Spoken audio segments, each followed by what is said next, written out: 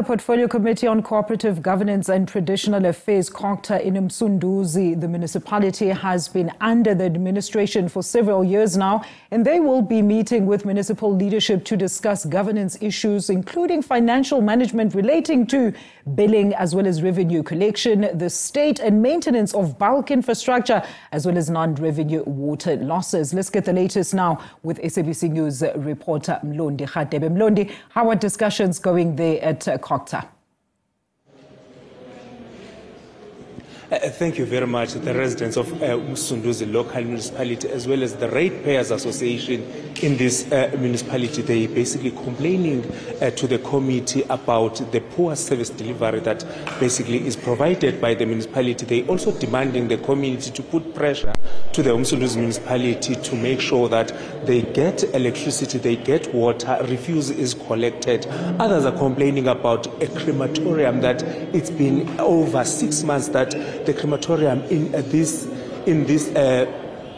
municipality is not working, and it's been basically they are forced to use crematoriums, like they will have to travel to eThekwini to try and to get those services in that area, because the municipality is not providing, is not replacing, or basically is not fixing the crematorium here at the Mountain Rise area, because they're complaining about a lot of issues, including the issues that relate to the billing system, that the municipality is poor when it comes to billing system.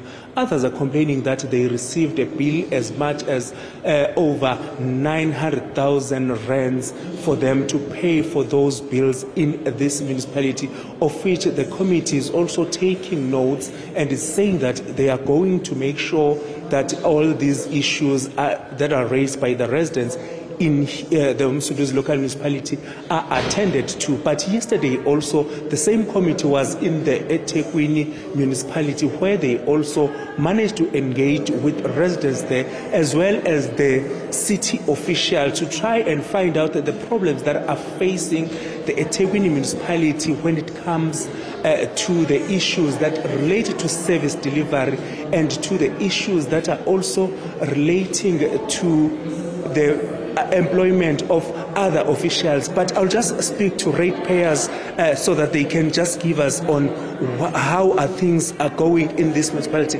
Ma'am, thank you very much for your time. If you can just give us your name and your organization. Okay. Hi, my name is Brunetta. I am the Secretary and PRO of the Northern Areas Residents and Ratepayers Association.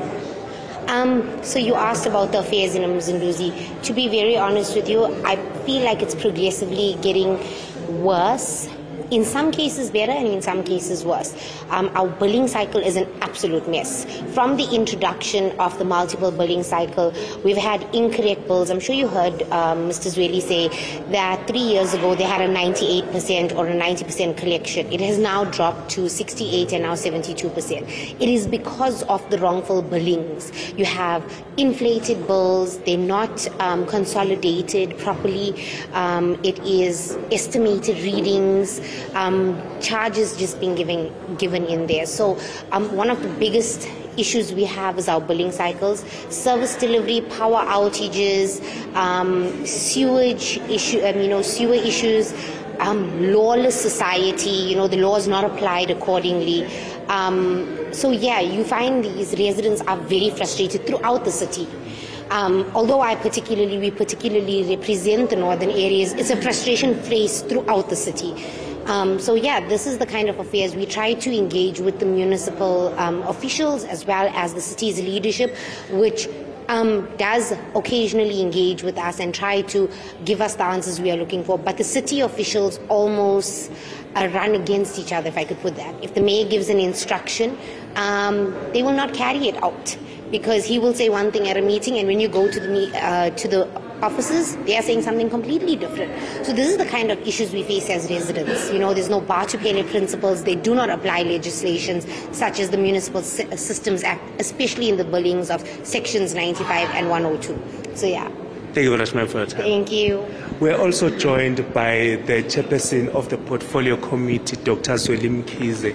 Dr. Mkhize, you're visiting in Msunduzi local municipality, the issues that are raised by the residents. It seems as if they are pinning their hopes to the committee. Well, we have come as a portfolio committee on an oversight visit, primarily to inspect the nature of service delivery and governance in the province, particularly in Msunduzi, as well as the eThekwini, Uku, and Richards Bay. We have lots of issues that are coming up, and we do expect that there will be lots of challenges. We have actually been meeting with the municipality to understand how governance is going, how there are issues of administration, financial management, and all of those are being handled. But ultimately, how is service delivery being impacted upon by whatever weaknesses that we are seeing in their own system.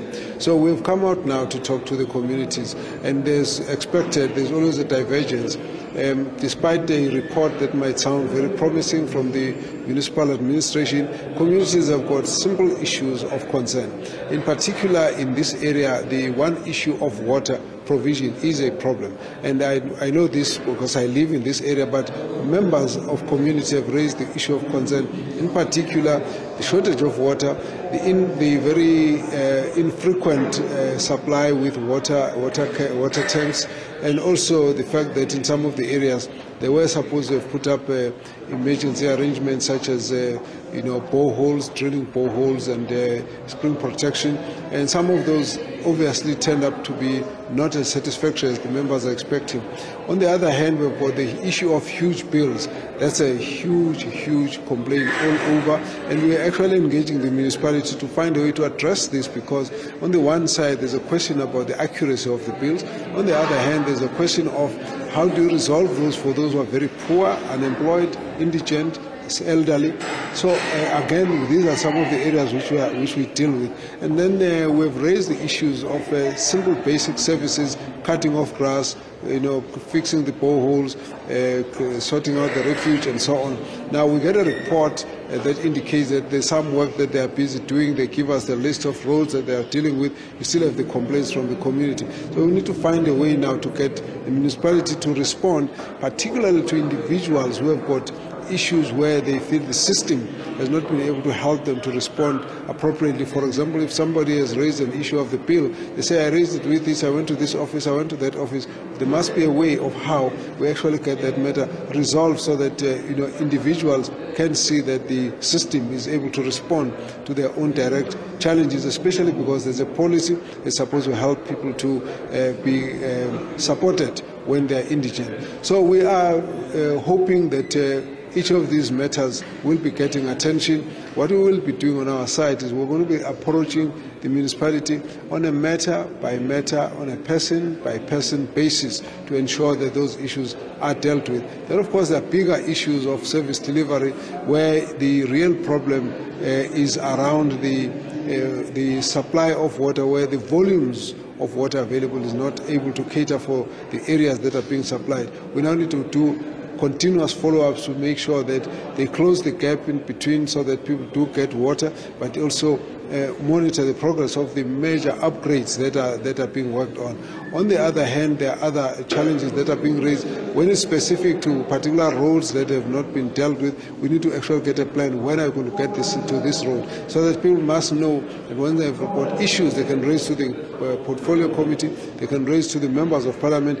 The members will actually ensure that those matters are followed up. People need to understand as well that these approaches should work more effectively than actually having to go out on a protest. And that's why, as a committee, we want to engage the community to have faith in the system, so that the system must be able to deliver on oversight, and we're hoping that we'll be able to achieve that. Dr. Mkiza, the other issue is that the municipality is still under the Section 139, and the residents are complaining about that, while we know very well that they also they also want to become a metro in that process.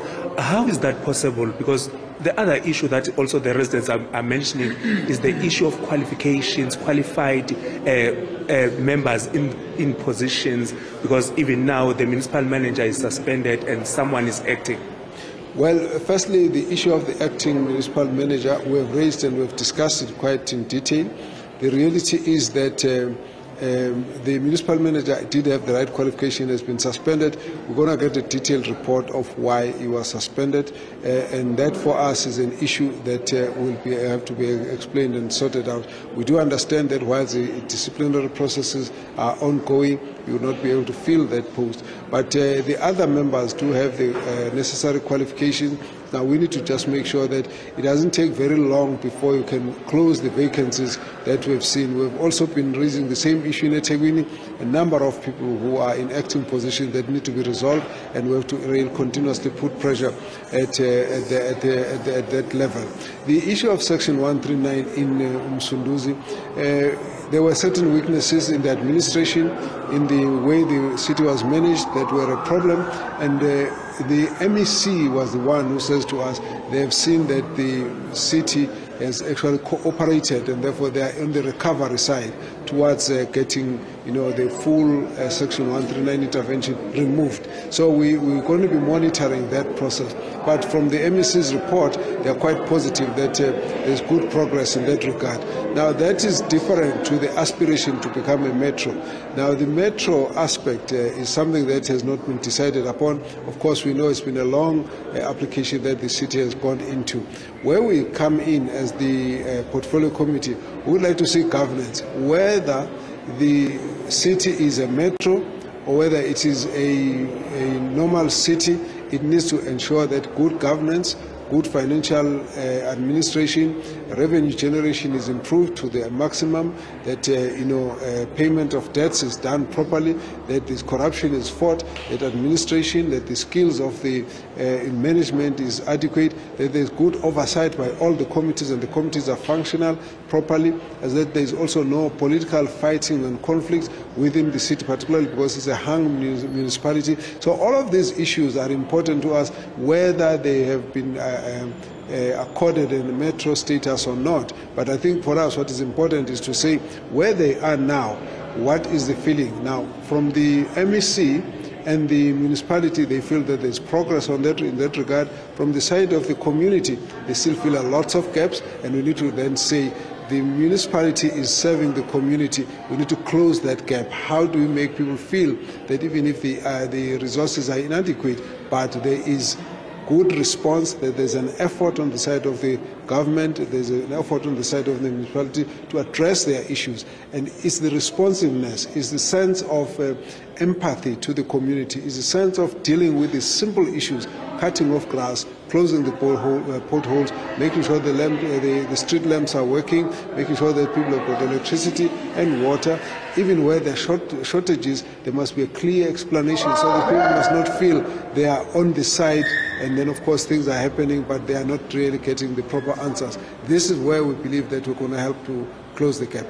Thank you very much, Doctor. Thank you very much. There was Dr. Zolim Kiza, the chairperson of the portfolio committee, briefing us in relation to what is happening. He just left the meeting just to brief us, and then he's going back to that meeting because the meeting is still continuing inside.